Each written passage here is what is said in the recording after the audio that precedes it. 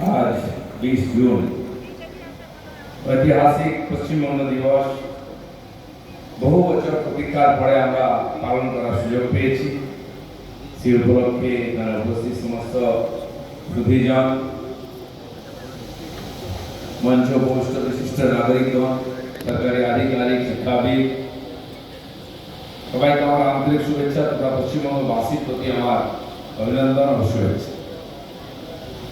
এই দিনটা মনের মধ্যে ছিল, এর ইতিহাস ভুলে দেওয়ার চেষ্টা হয়েছে। একদিন চাইলে আমরা পালন করতে পারতাম না। পশ্চিমবাংলায় দু চারটি কার্যক্রম হতো, কোথাও হল বুক করে নিজেদের লোকদের নিয়ে, এর বেশি কিছু নাই, স্বীকৃতি ছিল না। তাই আজ জগদ্দল পাথরকে সরিয়ে মানুষ পশ্চিমবঙ্গ দিবস উদযাপন করছেন সারা বাংলাব্যাপী ব্যাপকভাবে উৎসাহের সঙ্গে। বাংলার বাইরেও বহু জায়গায় পশ্চিমবঙ্গের সংস্কৃতি, কৃষ্টি, বর্তমান পরিস্থিতি, ভবিষ্যৎ নিয়ে তারা দেশ তথা বিশ্বের মানুষ জানতে চায়। আগামীকাল মুম্বাইতে এরকম একটি সভা আছে, আমাকে ডাকা হয়েছিলেন বক্তব্য রাখার জন্য। সারা দেশের ভারতীয়রা, বাঙালিরা খুবই উচ্ছ্বসিত বাংলার পরিবর্তনে। তারা গর্বের সঙ্গে এই দিনটা পালন করছেন। আগামীকাল যোগ দিবস আছে। যোগ দিবস এখানে সরকারিভাবে পালন হতো না, আমাদের নিজস্ব উদ্যোগে আমরা করতাম। বন্দে মাতরম গাওয়া যেত না, কেবল সরকারি অনুষ্ঠানের কথা হতো, কিন্তু পুরো বন্দে মাতরম আছে এটা আমরা জানতাম না। কতটা আছে আমাদের ছেলেপুলেরা জানতে হবে, শোনেনি কোনো, একটা স্টেজে শুনতাম। অন্য জাতীয় সঙ্গীত বানাবার চেষ্টা হয়েছে ভুলিয়ে দেওয়ার জন্য। বন্দে মাতরম পিছনে যে রক্ত, ঘাম, যে প্রাণ আছে সেটা ভুলিয়ে দেওয়ার চেষ্টা। পশ্চিমবঙ্গ তৈরি করার পিছনে যে বলিদান আছে, ডক্টর শ্যামাপ্রসাদ মুখার্জির বলিদান থেকে আরম্ভ করে লক্ষ লক্ষ মানুষের ত্যাগ, হাজার হাজার শহীদের বলিদান, সেটা ভুলে দেওয়ার চেষ্টা। আজ যে পশ্চিমবঙ্গ, শ্যামাপ্রসাদ মুখার্জি 20 জুন এই দিনটিতে তৎকালীন আইনসভাতে প্রস্তাব পাস করেছিলেন, বাঙালি হিন্দুর হোমল্যান্ড হিসাবে স্বীকৃতি হয়েছিল, কিন্তু সেটাকে ইতিহাস থেকে ভুলে দেওয়ার চেষ্টা হয়েছে। এই বাংলা, শ্যামাপ্রসাদের বাংলায় শ্যামাপ্রসাদের সরকার আসার পরে সেটা আমরা উদযাপন করার সুযোগ পাচ্ছি। শ্যামাপ্রসাদকে ভুলে দেওয়ার চেষ্টা হয়েছে। তিনি একজন শিক্ষাবিদ, আইনবিদ, সাহিত্য সংগ্রামী, রাজনীতিবিদ, সুশাসক, লেখক, সাহিত্যিক, এত গুণের অধিকারী। তাকে সাম্প্রদায়িক তকমা বেঁধে দেওয়া হয়। তার প্রতিষ্ঠিত সংগঠন পার্টিকেও সাম্প্রদায়িক বলা হয়, তার বিচারধারাকে সাম্প্রদায়িক বলেছিল। যারা বলেছিল তারা আজকে রাতারাতি নিশ্চিহ্ন হয়ে গেল। আমাদেরকে এখানে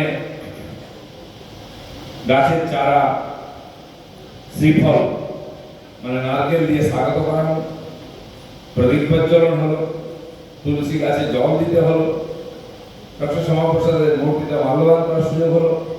এই সংস্কৃতি, এই পরিবেশ আমরা পেতাম না কোন সরকারি অনুষ্ঠানে। এর আগে যারা ছিলেন তারা তো আরো কাটির উপরে, সেকুলার হওয়ার জন্য প্রতিযোগিতা চলে। নারকেল ভাঙা যাবে না, মাঝখানে কি হাতুড়ি পিটিয়ে উদ্বোধন করার সুযোগ হলো। মানুষ এখন হাতুড়ি পিটিয়েছে, তাদের খুঁজে পাওয়া যায় না। এরা নারকেল ভাঙতে দিত না, যারা তারা নারকেলের চেয়েও ভেঙে চুরচুর হয়ে গেছে, রোজ ভাঙছে। প্রকৃতির সঙ্গে, ইতিহাসের সঙ্গে যারা বিশ্বাসঘাতকতা করে, তাদের প্রতি মানুষ এরকম ব্যবহার করে, ইতিহাস তাদের ক্ষমা করে না। যে সোনার বাংলা, এক সময় তো এই বাংলা, যেটাকে কলকাতা প্রেসিডেন্সি হিসাবে দেখা হতো, বিহারের দারভাঙ্গা থেকে আরম্ভ করে উড়িষ্যা, বর্তমান পশ্চিমবাংলা, বাংলাদেশ, আসাম, সব এর মধ্যেই ছিল। আর তখন পশ্চিমবঙ্গই ভারত বিশ্বের মধ্যে যে অর্থনীতিতে বিরাট যোগদান দিত। পরবর্তীকালে দেশ ভাগ হওয়ার পরে, স্বাধীনতার পরেও পশ্চিমবঙ্গ ভারতের অর্থনীতির 24% জিডিপিতে যোগদান দিত। আজকে সেটা নামতে নামতে এই সেকুলারে যারা আমাদের সংস্কৃতি, ইতিহাস, পরম্পরাকে ভুলিয়ে দেওয়ার চেষ্টা করেছে, তারা পশ্চিমবাংলার বৈভবকে ভুলিয়ে দিয়েছে। কমিউনিস্টদের আমলে 15% নেমেছিল, এখন তো 9% নিচে নেমে গেছে ভারতের জিডিপিতে আমাদের যোগদান। এক সময় সারা দেশে 75 টাকা ইনকাম হতো পার ক্যাপিটা, আমরা 100 টাকা বেশি ইনকাম করতাম। আজকে দেশের ক্যাপিটাল ইনকাম চলে গেছে 125 টাকায়, 22 টাকায়, আমরা 100 টাকায় দাঁড়িয়ে আছি। কিছু হচ্ছে সরকারের। বাঙালি বাঙালি বলা হতো মুখে, আর বাঙালিকে ভিখারি করে ছেড়ে দিয়েছে, সর্বহারা করে দিয়েছে। এই যে দুর্দশা, সেটা আমরা কাটিয়ে উঠি। মানুষকে বুঝতে সময় লেগেছে যে যারা আমাদের কথা বলছে তারা আমাদের জন্য কিছু বলছে না, নিজের জন্য বলছে। আমাদেরকে পথে বসাচ্ছে, আমাদের সংস্কৃতিকে ছিনিয়ে নেওয়া হচ্ছে, ধর্ম পরম্পরা জীবন পদ্ধতি সবকে ছিনিয়ে নেওয়া হচ্ছে। দুর্গা পূজা করতে গেলে কোর্টে যেতে হয়, বিসর্জন করতে গেলে কোর্টে যেতে হয়। আপনার বক্তব্য রাখার জন্য সভা করতে পারবেন না, আদালতে যেতে হবে। আজকে তারাই বাঁচার জন্য আদালতে যাচ্ছে, যারা আদালতকে স্বীকার করতো না। আজকে পশ্চিমবঙ্গ দিবস উদযাপন করতে আমাদের গর্ববোধ হচ্ছে। মানুষ এই সুযোগ করে দিয়েছেন যারা এই পশ্চিমবঙ্গকে ভালোবাসেন।